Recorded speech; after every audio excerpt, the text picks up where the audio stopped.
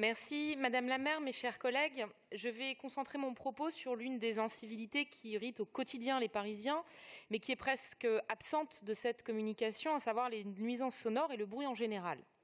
On pouvait pourtant s'attendre à ce que cette question soit aussi traitée dans cette communication, Madame la maire, car dans une ville aussi dense que la nôtre, le manque de civisme d'une minorité peut très vite engendrer des nuisances particulièrement gênantes pour une majorité.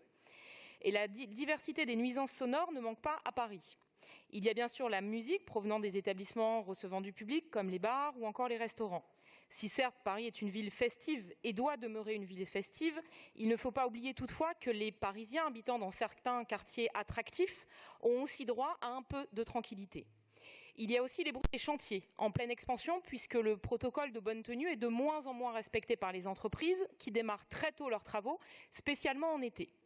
Il y a encore le bruit des livraisons, car trop peu de magasins s'inscrivent dans une démarche d'optimisation en la matière, avec des véhicules moins bruyants.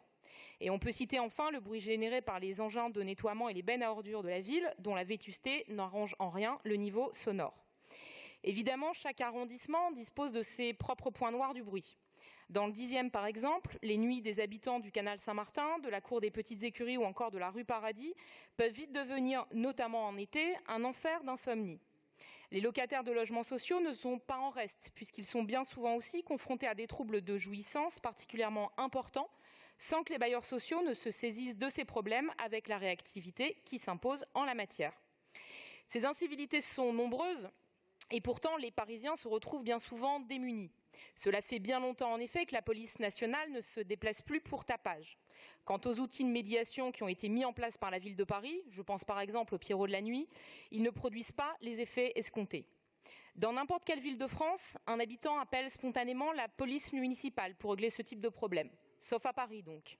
Les Parisiens ne peuvent compter sur aucun agent de la ville. Il y a certes bien des inspecteurs, ça ou là, pour contrôler et sanctionner le cas échéant le non-respect de tel ou tel règlement, mais il faut dire que c'est quand même une procédure d'un autre âge. La création d'une police municipale permettrait aux Parisiens de faire constater puis sanctionner les troubles anormaux de voisinage, des incivilités qui sont bien souvent continues et donc particulièrement pesantes. Le projet de réforme du statut de Paris était l'occasion de doter notre municipalité des outils permettant de mieux appréhender cette question des nuisances sonores. Hélas, timidement, vous avez souhaité reprendre la lutte contre les nuisances sonores d'origine professionnelle. C'est un premier pas, mais il reste évidemment très insuffisant. Finalement, la lutte contre ces incivilités est à l'image de cette réforme, inachevée et déconnectée des attentes des Parisiens.